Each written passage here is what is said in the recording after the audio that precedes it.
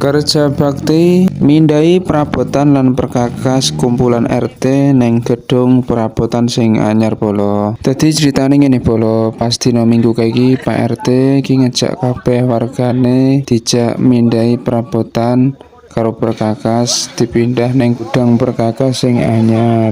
Lah ndelala aku yo pas kerja mlebu awan. Dadi iki esuke aku iso ngewangi kerja bakti sik bolo. Dadi iki kabeh RT siji, mbuh lanang mbuh wedok, kuwi kabeh padha kerja bakti bolo. Mindai perkakas saka gudang lawas dipindah neng gudang sing anyar. Lah iki sing paling pertama dipindah sik iki anu bolo, terope bolo. Dadi terop iki paling abot dhewe dadi diangkat dhisik dhewe. Iki gandeng wong iki pirang-pirang bolo, dadi gayane ya rada enteng. Dadi sing ning kono ki ngunggahne, lah sing bagian gedung anyar ki mau kuwi ngedukne karo noto neh bolo. Bar rampung noto terop iki lanjut truk kuning iki teko nggawa kursi bolo. Iki kursine ya lumayan akeh. Lah kuwi sing klambi abu-abu kuwi Kang Wahidin bolo. Kuwi sing wingi masak iwak biawak karo aku pas bengi-bengi kae. Gandeng iki mau wis rampung ngedukne terop, noto terop karo ngedukne kursi. Iki leren sik delo ngombe wedang karo nunggu truk sing selanjutnya teko bolo. Lah terus iki aku dijak mbongkar terop ning gone Pak RT bolo.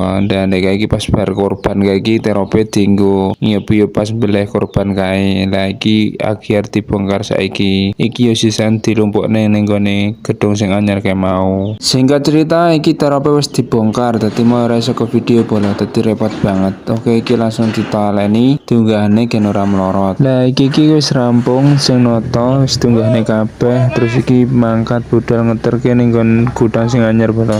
Lah sing kaos putih nganggo topi coklat kuwi jenenge Pak Demin bolo. Terus sing kaos ireng kathok abang kuwi jenenge Mas Sigit, kuwi sing biasane mancing karo aku kae bolo.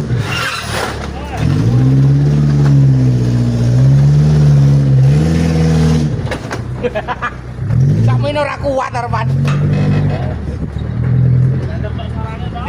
Mas. Mas, enggak Mas, awas Mas. Lagi langsung wae didukne, ditontone, dilebokne nggon khusus gudang bagian terop bolo.